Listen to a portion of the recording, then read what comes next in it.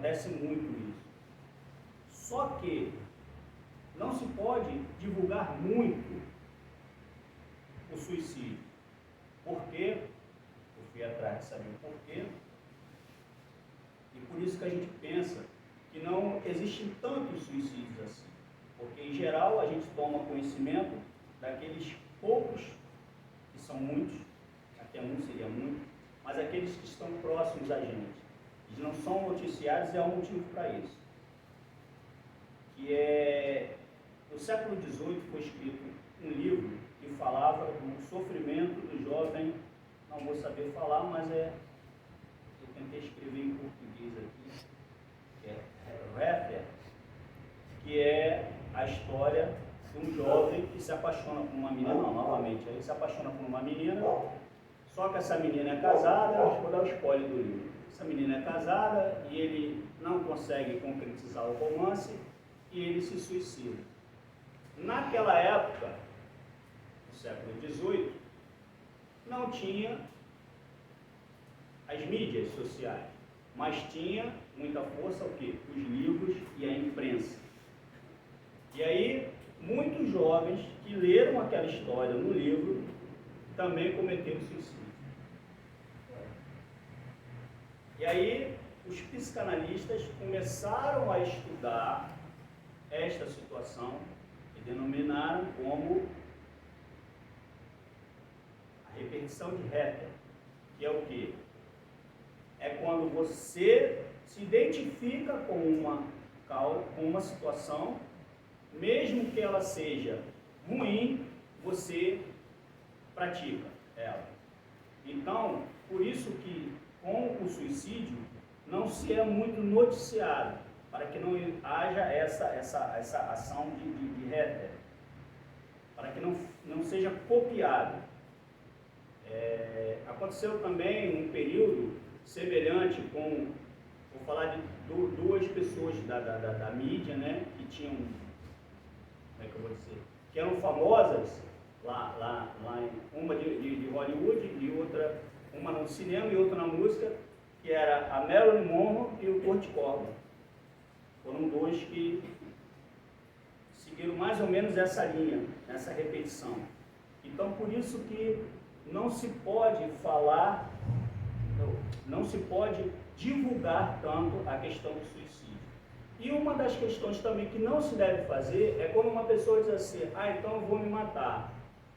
Aí a pessoa vai dizer assim, não, então se mata. Quem quer se matar não fala, não façam isso. Porque se você encorajar uma pessoa que fala em se matar, você pode estar colocando a corda, ou a ponte, ou o veneno na mão dela. Ok? Deu para entender? As duas ali, irmãs, as jazeiras. Então não façam isso, não encorajem uma pessoa. Em geral, se você perceber esse tipo de comportamento, a primeira coisa que você pode fazer é o quê? Vamos lá. Você observou a pessoa com esse tipo de comportamento. Poder abraçar, conversar. E a prece. Né? E oração, né? Só que a pessoa que tem que tirar para perder, eu queria também ter oração. Não tem ninguém por isso. Em geral, ele centraliza muito as coisas nele. Ele centraliza tanto nele que ele não consegue perceber as pessoas que estão à sua volta. Quando eu morava no Rio, há muito tempo atrás, eu levei um parente com um tratamento na Fundação Leão 15, Leão 14, alguma coisa, agora eu já não me recordo, que era tratamento para pessoas com dependência química. E como ele era meu parente, eu fiquei como responsável e levei ele para esse tratamento.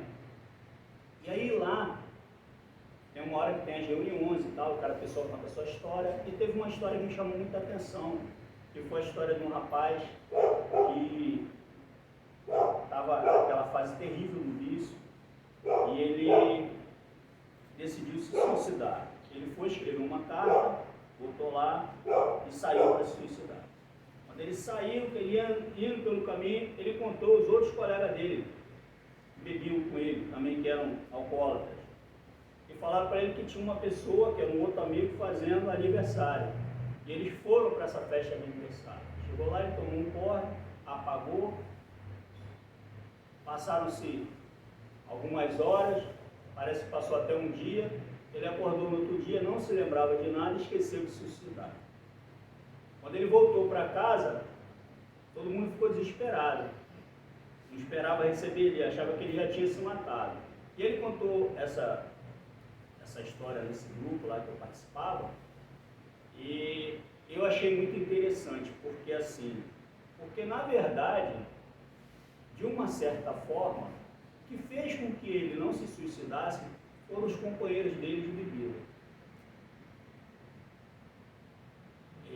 Então Deus age em qualquer lugar, basta que haja a oportunidade, da forma mais proveitosa. Então ele esqueceu. E uma das coisas que é muito importante é que a gente pense na seguinte situação: as pequenas coisas importam, pois nós tropeçamos nas pequenas pedras. Não são as montanhas que nos provocam a queda. A não ser que você seja um alpinista. Mas assim, por que eu estou falando isso? Porque em geral, as pequenas coisas, a gente assistindo e vendo alguns relatos e lendo algumas coisas, a gente percebeu que essas pessoas que acabaram, infelizmente, praticando o suicídio, cometendo o suicídio, elas deixaram de ver as pequenas coisas do seu dia a dia. Elas começaram a não observar mais o sol, a chuva, o vento. E essas pequenas coisas que a gente vai deixando de lado, imagine só, a gente dizer que o sol é uma pequena coisa. Não é. Mas a gente vive uma vida tão desconectada com a natureza, com a criação de Deus, que o sol se torna uma pequena coisa, que a chuva se torna uma pequena coisa. Muitas das vezes a chuva, que para a gente que é indiferente, para o sertanejo ela é de suma importância. Muitas das vezes o sol, que para a gente está ali, hoje está quente pra caramba, está mó sol, eu não estou afim de sair. Mas aquele sol ali é importante para as plantas, é importante para o sertanejo também.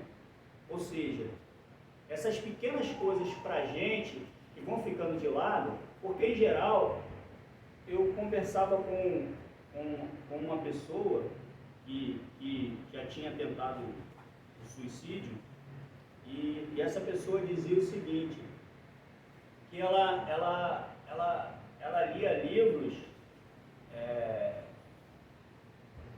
filosofia, ela lia livros de astrologia, ela se preocupava com mil coisas, ela seguia uma pessoa que era lá da Índia, né? Então assim, a pessoa está sempre buscando uma coisa muito grandiosa, porque ela tem um vazio nela, que ela acha que essas outras coisas, ela começa em algum momento copiar outras pessoas, porque ela não consegue se identificar, ela vai tendo e isso daí é muito complicado, porque em geral existe uma fase da vida que nós fazemos isso. Então por isso que hoje é muito difícil se detectar a questão dos jovens. Hoje é muito difícil identificar. Antigamente, você sabia que um adolescente estava doente quando ele não estava correndo. Você sabia, tem alguma coisa, ele não está ali correndo, não está jogando bola, não está soltando, está doente. Hoje em dia você não sabe. As pessoas se trancam nos seus quartos, nos seus mundos, e os pais têm muita dificuldade. E não adianta você querer criticar o pai de ninguém, não. Talvez se... a mente humana, ela é do tamanho do universo. Então, são coisas que são difíceis de lidar e são sérias, tá? Então, para finalizar, me lembrei de uma história de um rapaz que perdeu um dedo e ele ficou muito triste. E essa tristeza virou uma depressão porque ele perdeu esse dedo, perdeu um dedo. Ficou triste. Achou que o mundo tinha acabado. Ele era muito vaidoso, perdeu esse dedo. Passado um tempo, ele pensou o seguinte: bom, eu tenho que sair dessa realidade aqui. Ele foi para casa nas montanhas. Isso foi em outro país, tá? Aí ele foi para casa na montanha para esquecer desse dedo que ele tinha perdido. Aí foi lá, ficou lá e tal, andando ali pela floresta e tudo, e começou a subir a montanha, e sempre aquela voz falando para ele do dedo.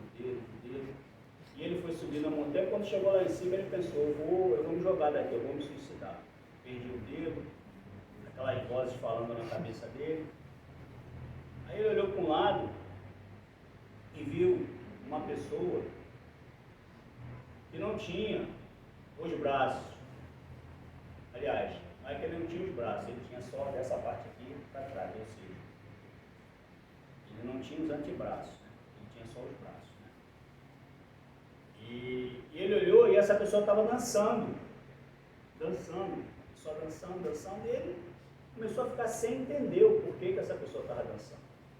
Eu, poxa, mas eu perdi um dedo. E ele está nessa situação e está dançando. Aí ele não quis, muito custo foi até lá perguntar a ele por que ele estava dançando, sendo que ele era mutilado. Aí ele chegou e perguntou: meu irmão, não me leva a mal, mas eu estou vendo você dançando, você nessa situação aí, eu perdi um dedo, estou pensando em me suicidar, e eu gostaria de saber de você o porquê que você está tão feliz. Ele falou assim: meu irmão, na verdade, algumas formigas morderam as minhas axilas. E como está uma coisa insuportável, eu estou fazendo isso para ver se passa essas que eu estou sentindo.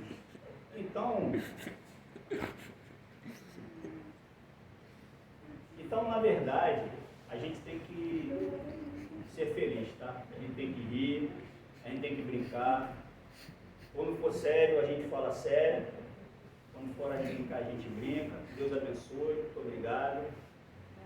Hoje, infelizmente, eu não consegui me concentrar muito, mas